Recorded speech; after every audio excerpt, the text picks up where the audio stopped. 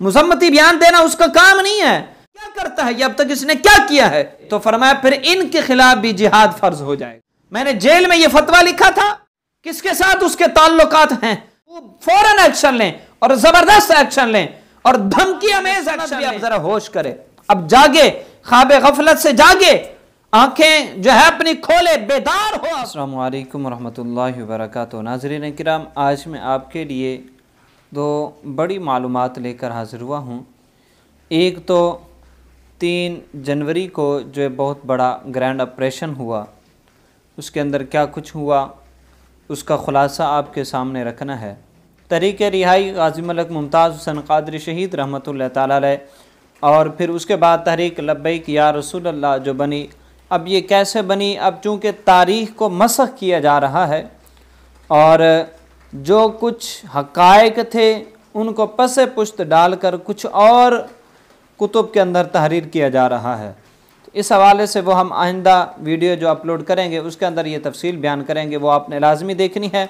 और आप अहबाब से गुजारिश भी है मेरी कि ये एक लिंक हमने, हमारे एक अल्लामा साहब हमारे चैनल पर भी वो आते हैं, उनके अपना चैनल का लिंक हमने जो है ये डिस्क्रिप्शन के अंदर भी मौजूद है और कमेंट सेशन में पहला कमेंट भी है।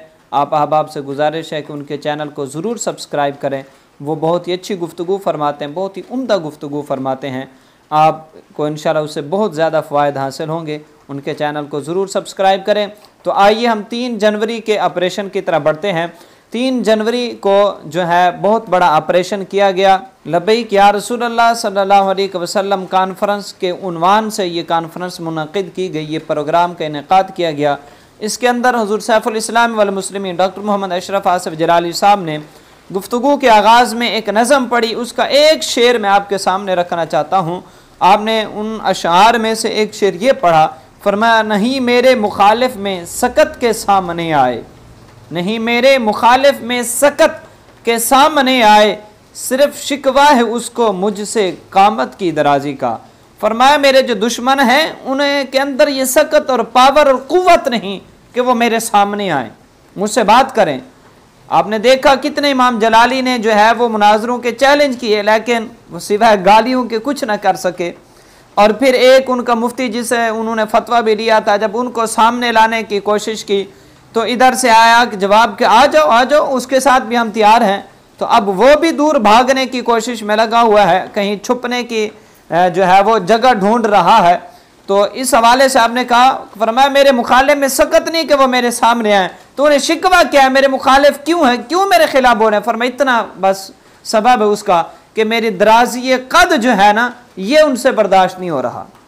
सिर्फ इतना एक है बात और कोई बात नहीं। खैर, आपने अपनी गुफ्तगू का आगाज फरमाया, उसको आपने 3 हिस्सों के अंदर तकसीम फरमाया। सबसे पहले आपने इसराइल के मसला पर बात की, उसके बाद जो है आपने फ्रांस के मसला पर बात की, और तीसरे नंबर पर जो है आपने यूके के अंदर बनाई गई एक फिल्म के मुतालिक बात की।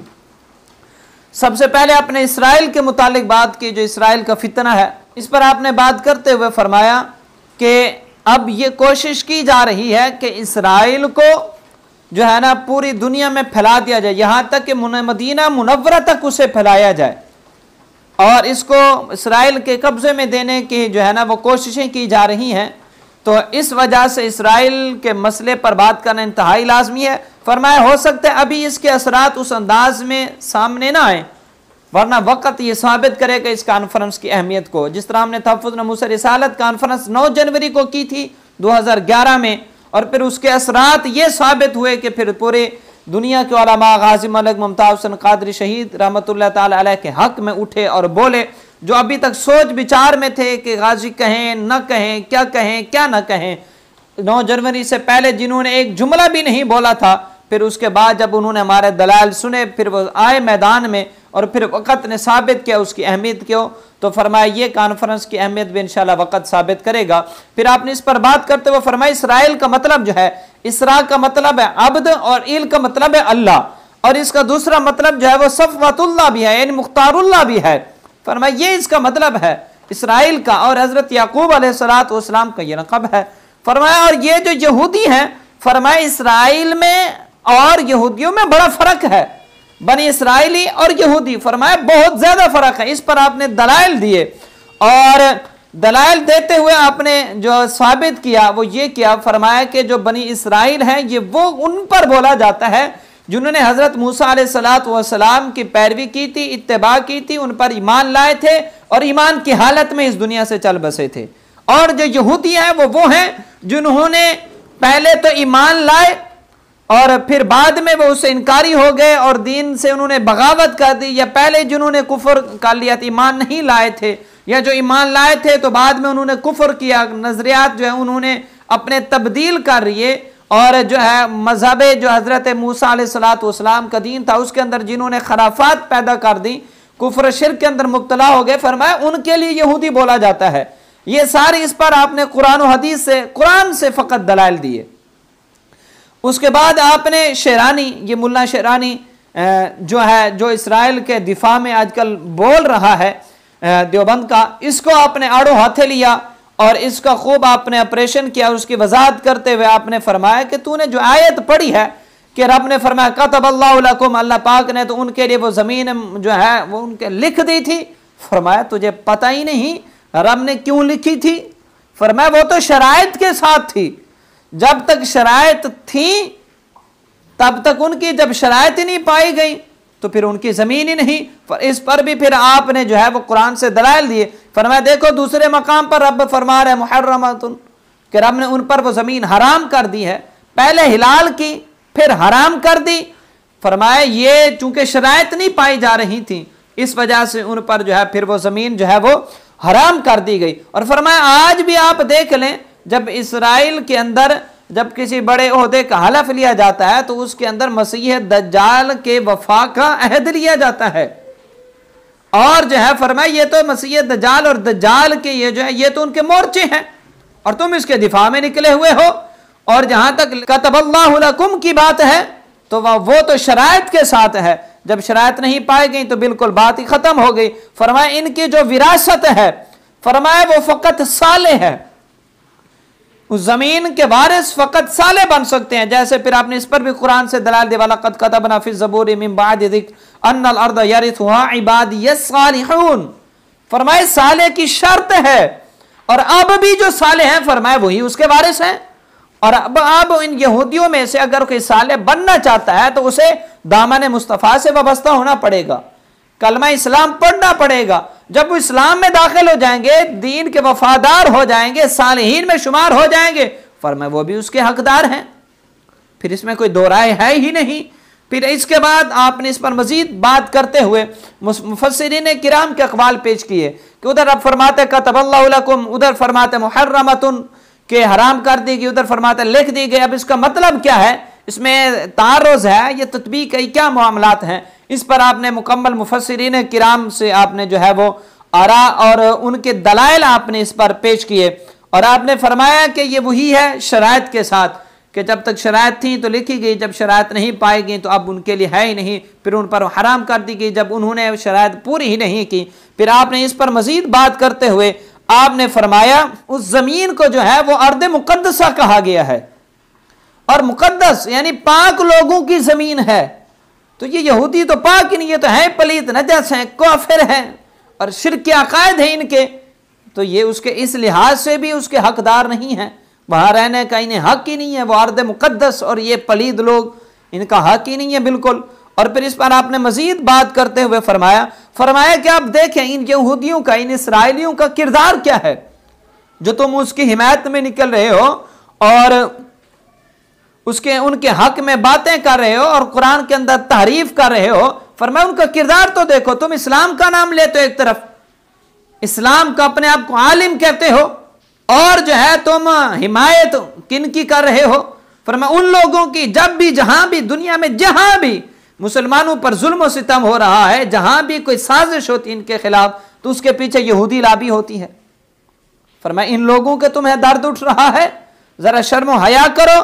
और फिर उसके बाद आपने अरब के हुक्मरानों को भी और वहां के मुसलमानों को भी झंझोड़ते हुए फरमाया तुम क्या कर रहे हो, इसराइल को कबूल करके उसे तस्लीम करके, ये फितना है, फितने को तुम जो है वो तस्लीम कर रहे हो।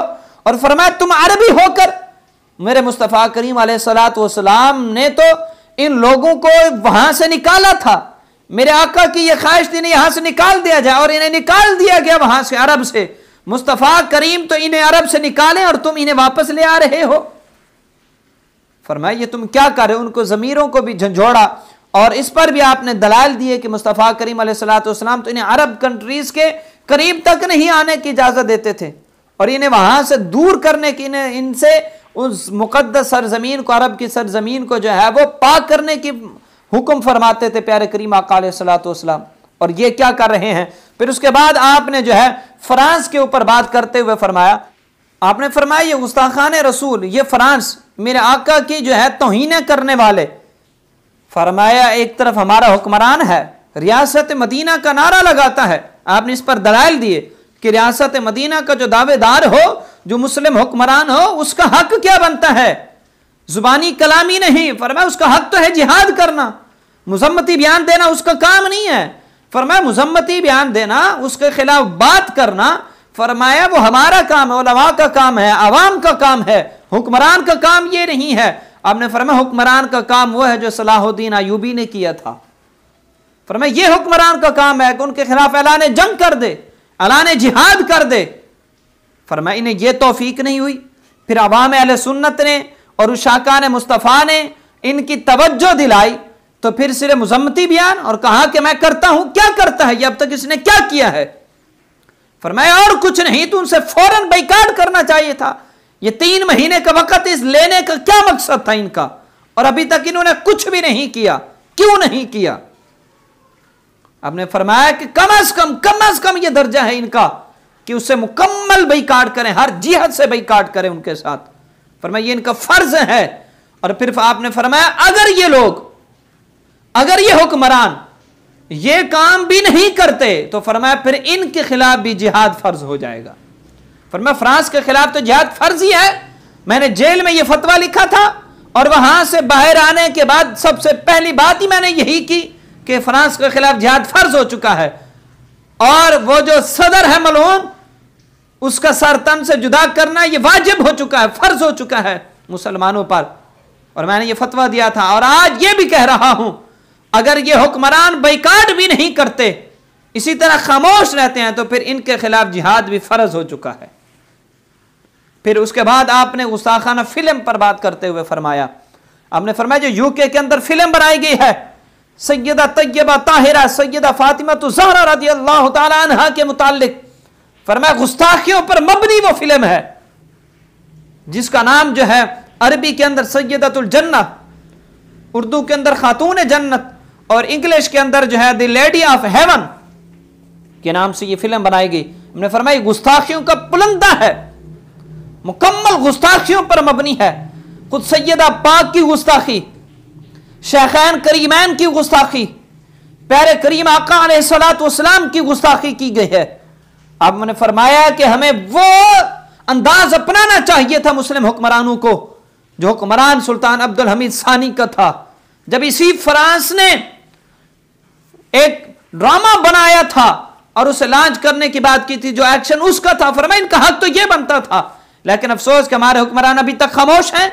और फरमाया कि वो लोग जिन्होंने उन्हें मवाद फराहम किया है, वो यासिरुल हबीब किस फिरके का बंदा है, किसके साथ उसके ताल्लुकात हैं, किनका वो मुनाज़िर और ज़ाकिर रहा है, फरमाया उन लोगों को खुली छुट्टी दी हुई है, और जो इनके ऊपर तहफ़्फ़ुज़ करे, यानी सहाबा किराम की जात का और अहले बैत तहार की जात का, उन्हें जेलों में डाल दिया जाता है।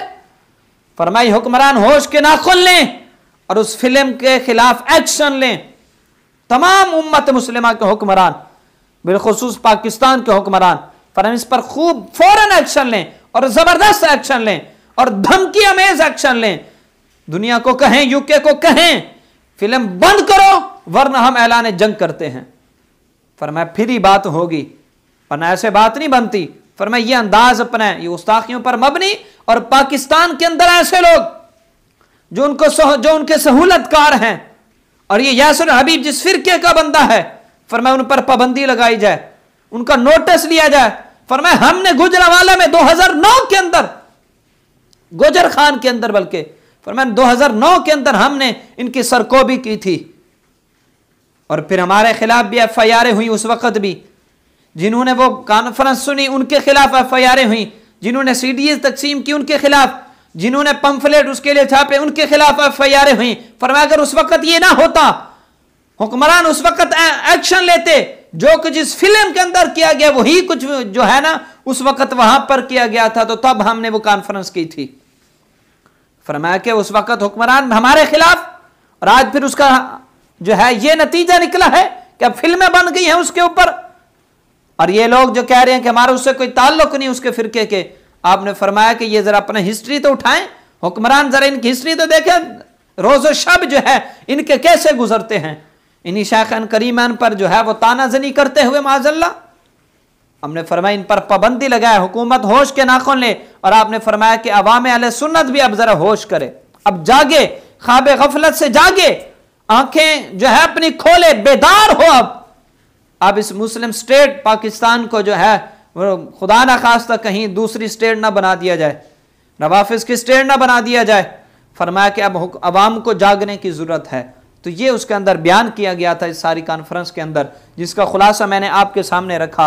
आपने तवीली मकाला दिया इस पर, तो आपने दलाइल दिए ना, मैंने उसका खुलासा आपके सामने रखा है। अब जो है जो कुछ सूरत हाल हो रही है, हम वो जो कॉन्फ्रेंस थी गुजर खान के अंदर 2009 की, वो भी अपने इंशाल्लाह इस चैनल पर अपलोड करेंगे। आप अहबाब ने वो भी लाजमी देखनी है कि किस अंदाज में इमाम जलाली ने दलाइल से उनका ऑपरेशन किया था, वो भी हम इंशाल्लाह अब अपलोड करेंगे अपने चैनल पर। और इसके अलावा जो तारीख रिहाई के हवाले से तारीख को मसख किया जा रहा है, वो भी हमने अब आपके सामने लानी है। उम्मीद है आप सब अहबाब हमारी इन काविशों को सराहेंगे और हमारा साथ देंगे। अपना भी ख्याल रखिए, हमारे इस चैनल का भी ख्याल रखिए। तब तक के लिए इजाज़त दीजिए। अल्लाह हाफ़िज़।